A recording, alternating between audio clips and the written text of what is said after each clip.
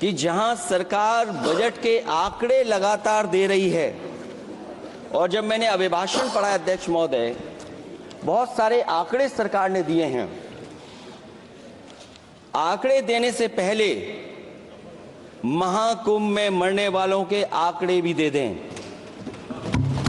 महाकुंभ की व्यवस्था के बारे में स्पष्टीकरण देने के लिए मेरी मांग है अध्यक्ष महोदय, सर्वदलीय बैठक बुलाई जानी चाहिए। महाकुंभ आपदा प्रबंधन व खोया पाया केंद्र की जिम्मेदारी सेना को दी जाए। महाकुंभ हादसे के शिकार लोगों की मृत्यु, घायलों का इलाज, दवाइयों, डॉक्टर, भोजन पानी, परिवहन की उपलब्धता का आंकड़ा संसद में पेश किया जाए।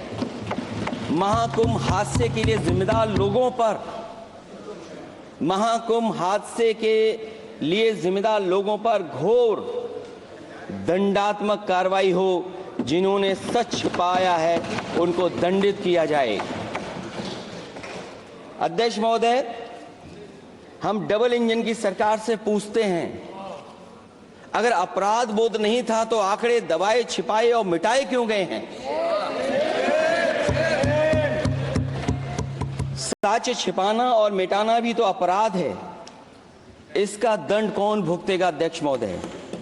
जहां इंतजाम होना चाहिए था वहां प्रचार हो रहा था। एक धार्मिक समागम में डबल इंजन का राजनीतिक प्रचार अशोभनीय है, निंदनीय है। इतने बड़े हादसे के बाद कम से कम अब तो वो होर्डिंग उतरवा देना चाहिए।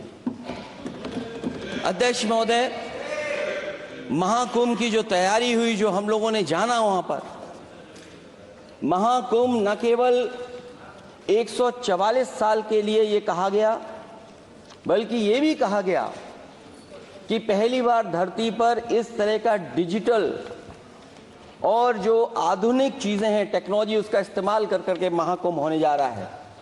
सीसीटीवी, ड्रोन, लाइव स्ट्रीमिंग के आधार पर जिनका दावा था कि वो डिजिटल कुंभ करा रहे हैं, वो मृतकों की डिजिट नहीं दे पा रहे हैं। एक तरफ तो जो लोग डिजिटल डिजिटल डिजिटल अध्यक्ष महोदय कहने को थकते नहीं हैं, लेकिन जब कुंभ में इतना बड़ा हादसा हो गया है तो यही सरकार डिजिट नहीं दे पा रही है। हमारे अपने लोग मारे गए हैं, जिसमें परिवार का हर रिश्ता दिवंगत हुआ है। किसी की माता, किसी के पिता, किसी की बहू, किसी की बेटी, किसी का भाई बहन, चाचा चाची, बच्चों के आंकड़े तो अभी तक नदारद हैं। खोया पाया केंद्र ही लोगों को तो नहीं मिल रहा है। जो खोया पाया केंद्र था उसको भी लोग पा नहीं पा रहे, ढूंढ नहीं पा रहे। अध्यक्ष महोदय, कुंभ कोई पहली बार नहीं हो रहा है। कुंभ का आयोजन सदियों से होता आया है।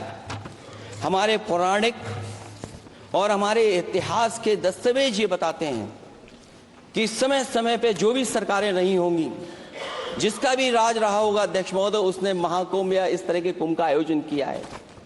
एक तरफ तो वो कि जो 144 साल बाद महाकुंभ होने जा रहा है, उसका इतना प्रचार किया, और मैंने तो कई टीवी इंटरव्यूज में, कई समाचार चैनलों पर ये बात सुनने में आई और सुनते रहे हम लोग कि सरकार ने 100 करोड़ लोगों के आने का इंतजाम किया है।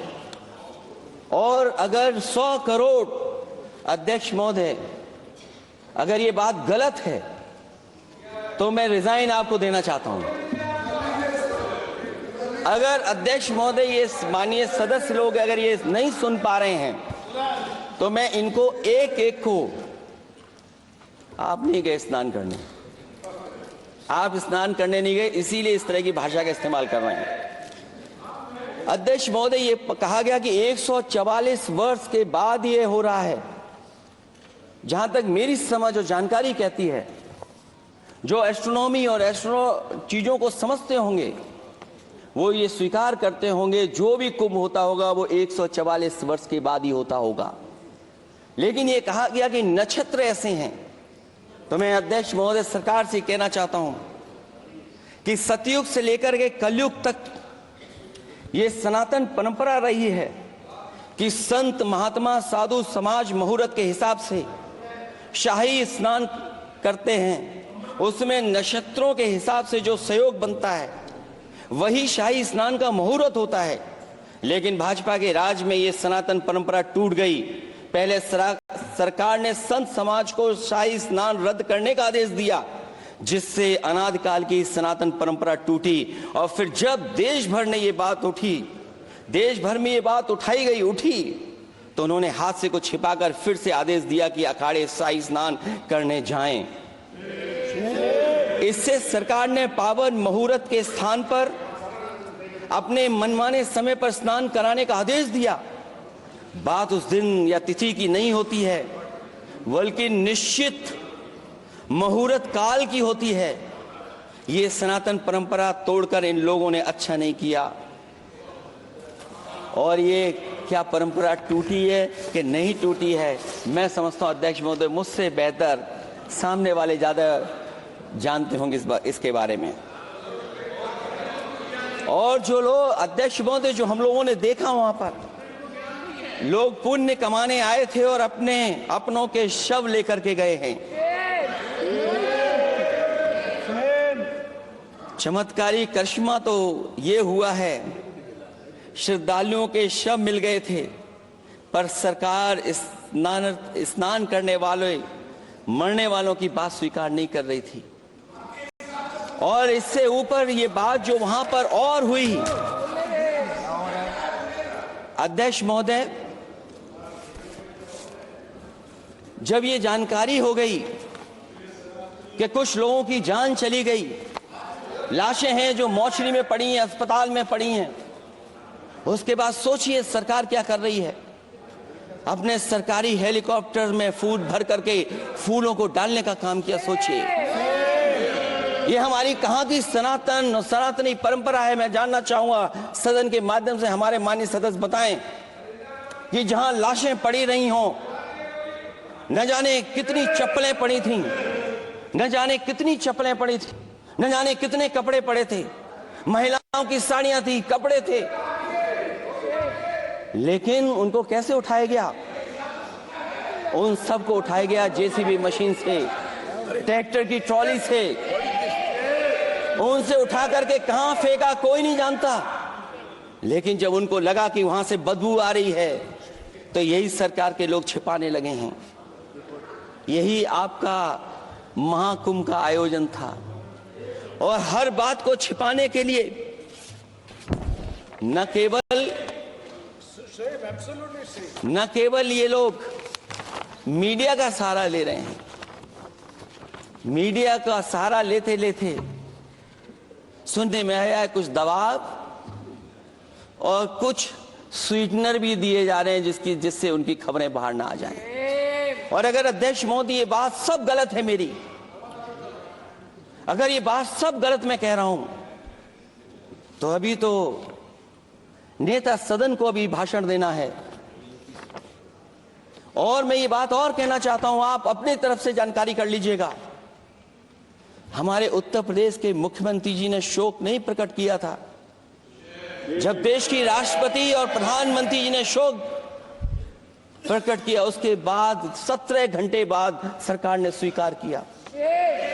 अध्यक्ष मोदी, ये वो लोग हैं जो आज भी कोई सच्चाई स्वीकार नहीं कर सकते। इनका रास्ता क्या है मैं नहीं जानता हूं, कहां ले जाना चाहते हैं।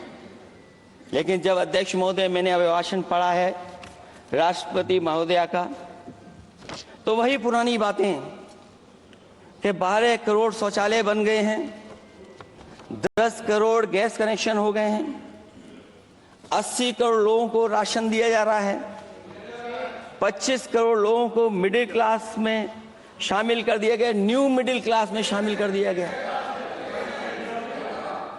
80 और 85 को अगर हम जोड़ दें अध्यक्ष महोदय 105 करोड़ हो गए। बच्चों को और जोड़ दें तो सरकार अध्यक्ष महोदय किसके लिए काम कर रही है? किसके लिए काम कर रही है? अगर 80 को राशन दें, 25 को न्यू मिडिल क्लास में जोड़ दें, 105 करोड़ हो गए। और जो बाकी बचे हैं हमारे देश की आबादी 40 करोड़, उसमें कम से कम बच्चे कुछ तो संख्या होगी, आधी आबादी की संख्या होगी। अगर उसको हम बाहर निकालें तो आखिर आज सरकार किसके लिए काम कर रही है? वही बात पुरानी सुनने को मिलती है कि राष्ट्रीय मिलिट्री स्कूल बन गए हैं, राष्ट्रीय मिलिट्री स्कूल जिनमें बालिकाओं की भर्ती शुरू हो गई है। अध्यक्ष महोदय, ये एक बता दें जो नया इन्होंने 10 साल के अंदर राष्ट्रीय मिलिट्री स्कूल खोला हो। और कंफ्यूज मत होना, राष्ट्रीय मिलिट्री स्कूल कौन से होते हैं, सैनिक स्कूल कौन से होते हैं, ये कंफ्यूज मत होना। 10 साल में सोचिए अध्यक्ष महोदय, एक भी नया राष्ट्रीय मिलिट्री स्कूल नहीं खोला है। अगर खोला हो तो सरकार जरूर बताए।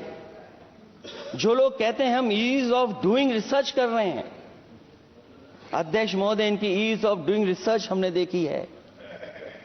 इनकी ईज ऑफ डूइंग रिसर्च अपनी इमेज चमकाने के लिए और दूसरे की इमेज बर्बाद करने के लिए ईज ऑफ डूइंग रिसर्च चल रही है। ईज ऑफ डूइंग बिजनेस, मैं देखता हूं जहां कहीं भी इन्वेस्टमेंट मीट होती है, देश के सभी मंत्री वहां पहुंच जाते हैं, सरकार के मुखिया भी जाते हैं वहां। दोनों प्रदेश के मुख्यमंत्री शामिल थे, लेकिन जब उद्घाटन हुआ है तो दोनों के प्रदेश के मुख्यमंत्री वहां से गायब थे। और वो कारण अगर जानना चाहोगे तो वो कारण भी बता दूंगा अगर आप कहोगे तो। जहां इंटरलिंकिंग हो रही रिवर की, ये अच्छी योजना है। 40,000 करोड़ रुपए आप खर्च करने जा रहे हैं। लाखों लाख जमीन उत्तर प्रदेश और मध्य प्रदेश की सिंचाई के लिए शामिल हो जाएगी, लोगों को पीने का पानी मिलेगा। लेकिन जिनकी जमीन जाएगी उन किसानों को, गरीबों को क्या सरकार मदद कर रही है? लैंड एक्विजिशन मैंने भी की एक समय पर, और मुझे याद है अध्यक्ष महोदय, जब मैंने लैंड एक्विजिशन किया था उसमें भारत का ये लैंड एक्विजिशन एक्ट नहीं आया था। मैंने किसानों से बातचीत की थी और किसानों से समझाया कि ये योजना से, परियोजना से क्या लाभ होने जा रहा है। वहां के किसान तैयार हो गए और उसका परिणाम ये था कि 21 महीने में देश का सबसे बेहतरीन एक्सप्रेसवे और जमीन एक्वायर कर करके हम लोगों ने बना करके दिखा दिया।